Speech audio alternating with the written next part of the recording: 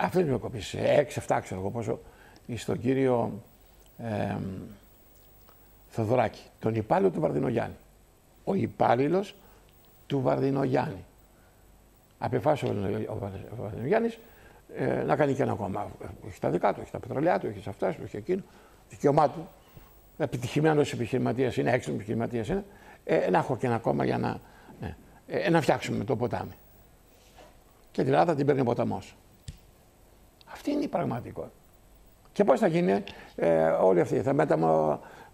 Θα μεταρρυθμίσετε και θα μετονομάσετε το Σταρ. Θα λέγεται Θοδωράκης. Πρωί, μεσημέρι, βράδυ. Η εταιρεία με σκοπίσεων εδώ, παιδί μου, φτιάξουμε ένα κουστούμι για το τέτοιο. Αυτά λοιπόν είναι, κυρίες και κύριοι, πολιτικές αθλιότητες. Εις βάρος σας. Εις βάρος σας. Εγώ την συνείδησή μου την έχω απολύτως ήσυχη.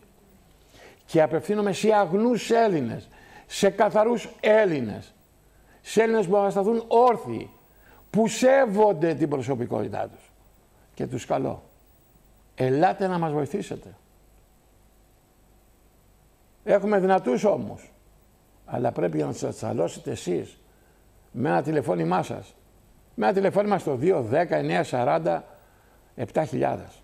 Με ένα τηλεφώνημα στο κόμμα στο 210-75-22-700. Θα στήσουν 18 γενώσιμα. Ήδη τώρα έχουν ακόμα ένα γενώσιμο στα Σκαριά.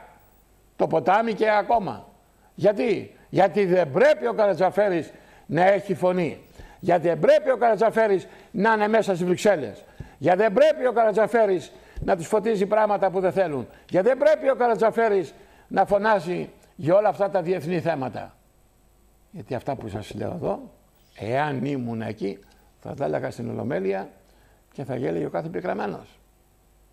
Αλλά μέσα στο Ευρωπαϊκό Κοινοβούλιο έχουν μαγαζί δικιά τους, η παραμάγαζο της CIA, με βαλιτσούλες ωραίες. Αυτό είναι και εσύ. Όχι, δεν πρέπει.